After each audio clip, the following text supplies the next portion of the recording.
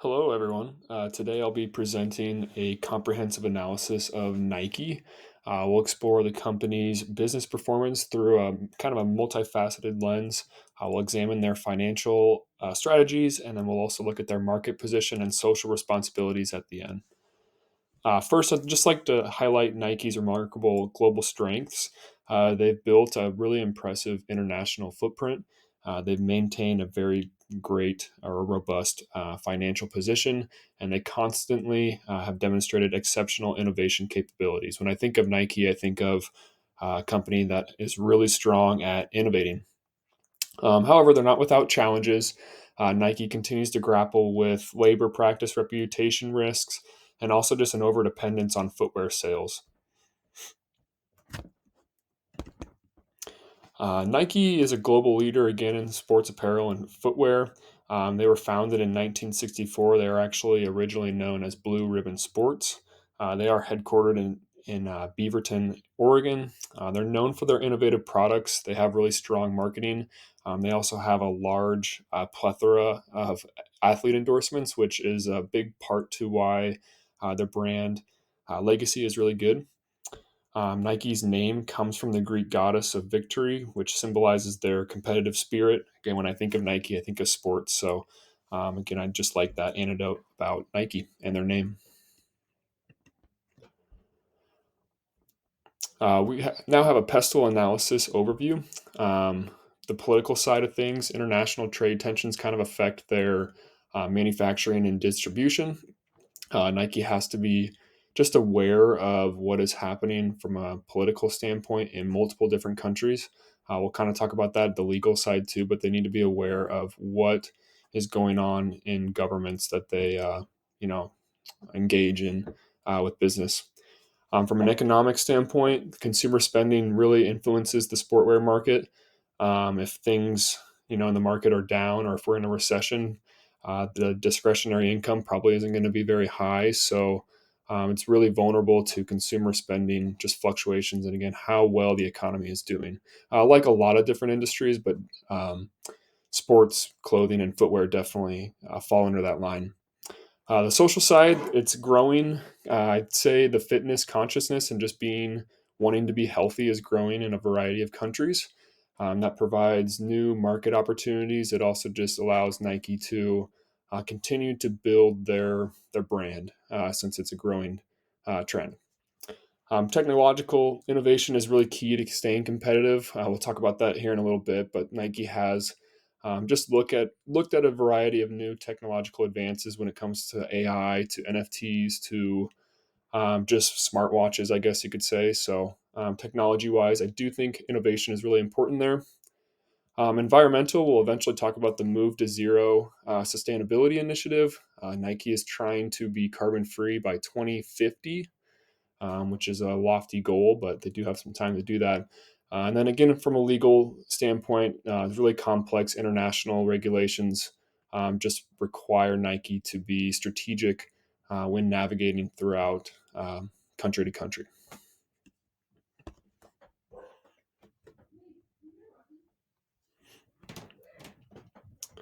Financial performance. So Nike is actually really good financially. If we just kind of look deeper at Nike's financial performance, again, their ratios really show a good snapshot of how well the company is managing its resources, and also just managing debt, and how much they have to generate, or how little debt they use to generate sales. Their current ratio is 2.39. Return of assets is 11.88%. Return on equity is 31.9%. Both of those, return on assets and equity, is about double the industry average. They also have a price earnings ratio of 19.17. When doing financial performance just analysis myself, I came to the conclusion that Nike's doing really good compared to its competitors. I think they were at or above the industry average in just about every ratio that I calculated, which was somewhat surprising since their stock price has been down so much recently. But it does. I do think investors should be, still positive and hopeful that Nike can kind of turn the stock price around. Overall, I think they're really in good financial shape. The numbers just show that they have stronger leadership.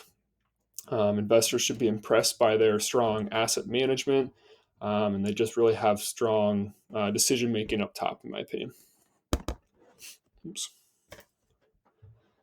One of my favorite parts of the Nike analysis was the SWOT analysis. It just was interesting to me and something that I really thought was cool. From a strengths perspective, I do think Nike has a great brand. They're recognized globally. When you see the Nike logo, you instantly think of Nike and how the company is just, again, just about on every sport I can imagine, from jerseys to equipment to just athletes endorsed by Nike. Which gets me to the next point. They do have high or strong athlete endorsements. LeBron James, Ronaldo, those are two of the most famous athletes in the world. They also have powerful R&D department. Again, I do think Nike has a lot of great strengths that keeps them at the top of the market in the sports fashion industry.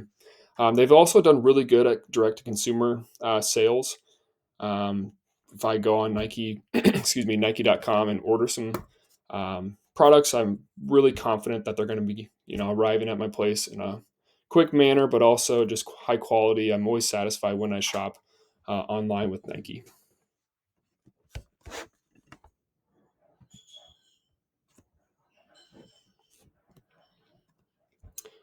The innovation strategy, I'd say Nike has continuous product innovation. We talked about that a little bit.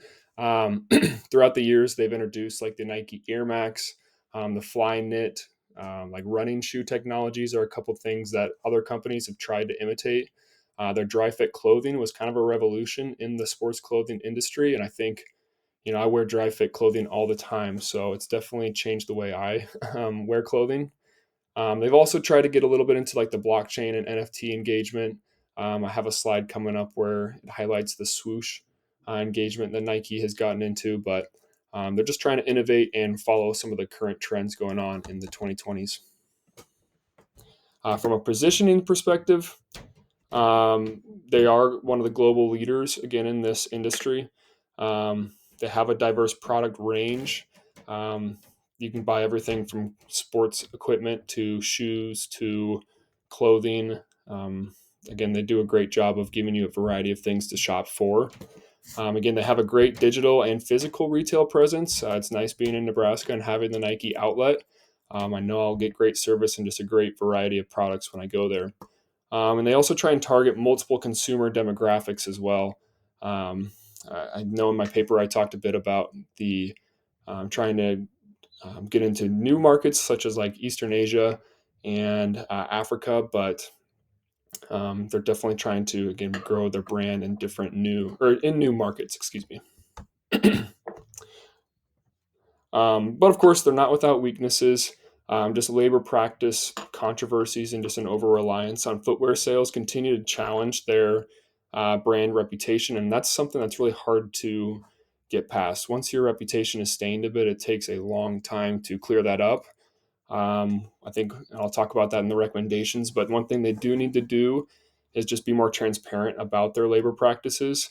There was a controversy a couple years ago in a couple of countries overseas where, again, Nike hadn't paid a specific amount during the COVID years. And that's been going back for a few years now. And again, that's just something that leaves investors a little bit worried and, again, just looking for more transparency from the company. They have also had controversial athlete endorsements. I talked about LeBron and Ronaldo, but they have had some athletes that either got in trouble or just were like a big controversy either politically or in the sports universe. So, with the good athletes, of course, there's definitely going to be controversial ones. They do have an over reliance on footwear sales. About 2/3 of their revenue is on footwear. We'll talk about it in the threads, but there are some newer companies or just niche sports like footwear companies that are taking some of the market share away from Nike. And then again, just the reputation is a big thing that they are trying to fix. And like I said, that takes a long time to fix. Opportunities, again, I talked a little bit about trying to grow in Asia and Africa. There is also a growing like athleisure clothing segment, which is kind of a mix between casual and athletic. So again, it really goes with that dry fit technology that Nike has, that Nike did introduce years or decades ago. Um, there's also technology integration possibilities. They've done a great job of just integrating into smartwatches and smartphone apps. Again, I talked about the NFTs a little bit. There is a growing industry, or just a growing trend in women's sports clothing and also just women's sports in general.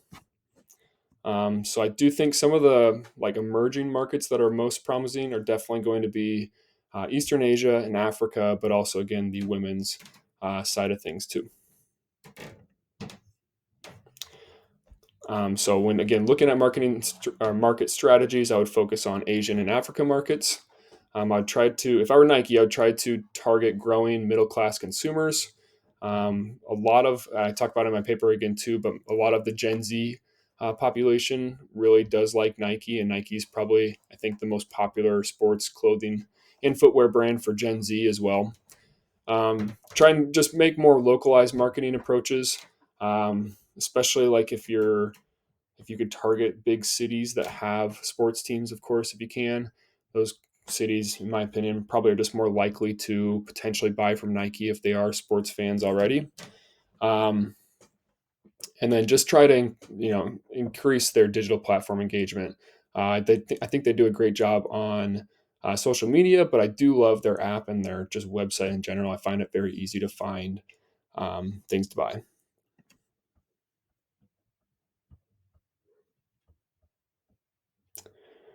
So the social trends are really fascinating, like their technology trends. I do think they've just capitalized on the growing global health and fitness consciousness that, as I was saying before, their social media marketing and athlete endorsement strategies have been nothing short of great, in my opinion. They have really good marketing strategies and just commercials. Technology speaking, the company is really, kind of put itself as like the top innovator of the sports clothing companies. They're really great at integrating data analytics. They've been exploring AI, artificial intelligence, within their apps and just in the shopping experience.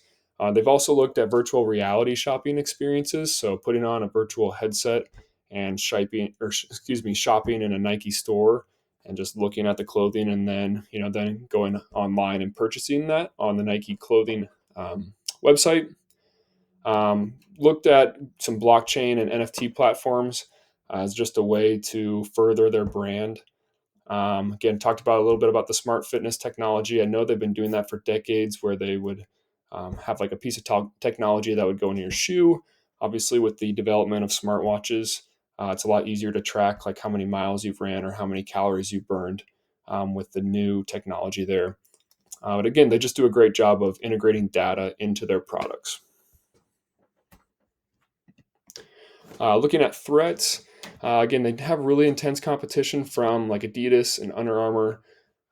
Again, there are some niche, um, like mainly footwear companies like Hoka, Asics, Brooks are some companies that are like a more premium running shoe, which is probably a portion of the footwear industry. There's also a rise of counterfeit products, especially overseas in the Asian markets. That's just going to take away from Nike's overall sales. Not everyone knows too that when they're buying counterfeit products, they're so close to looking like Nike shoes that again, someone might not even know that they're buying a counterfeit product. It's just a lot cheaper, of course. Um, yeah, just any supply chain disruption definitely could impact Nike, just like most companies. Just like the economic recession risk, I talked a little bit about how discretionary income is really important for Nike and the footwear or sports clothing industry. And then just other things like inflation or shipping challenges, a lot of things that can impact the supply chain could put Nike at risk.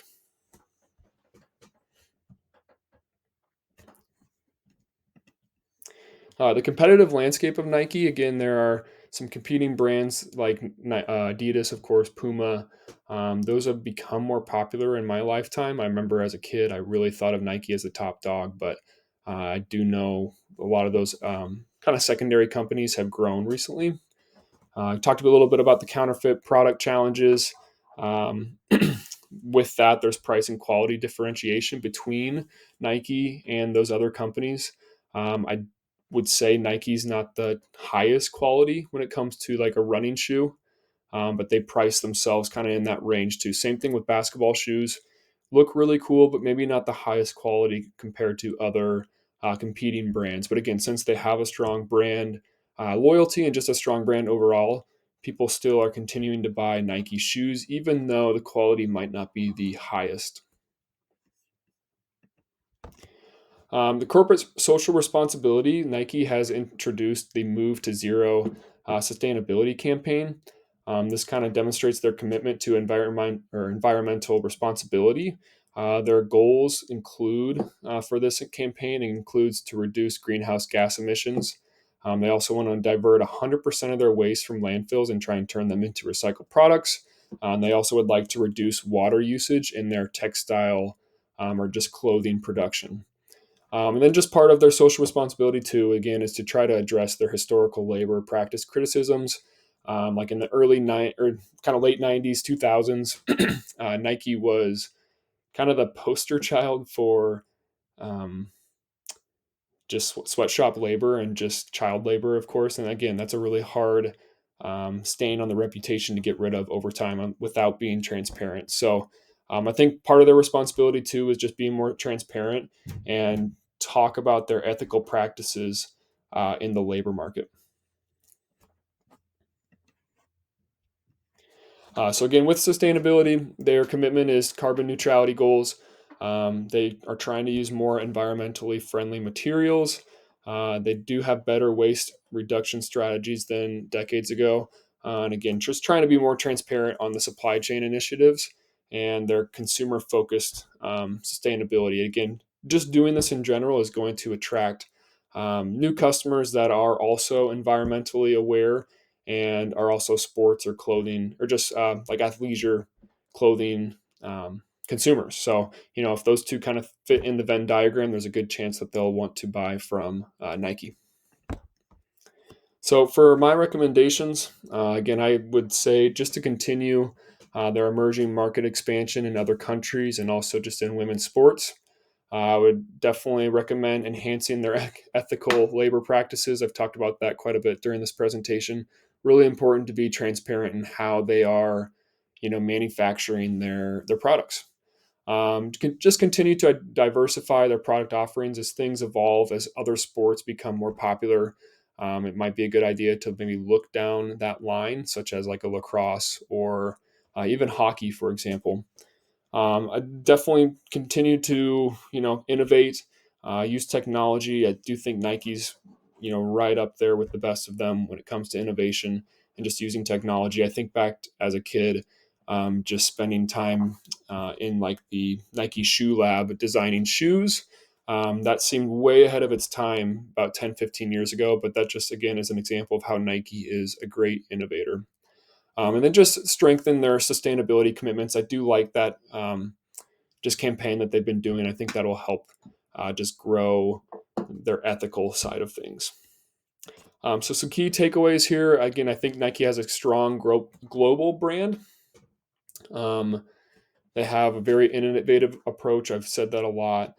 They do have some challenges in ethical practices and market diversification. Again, there are some new competitors too that are starting to just slowly creep into the market share that Nike has had for so long.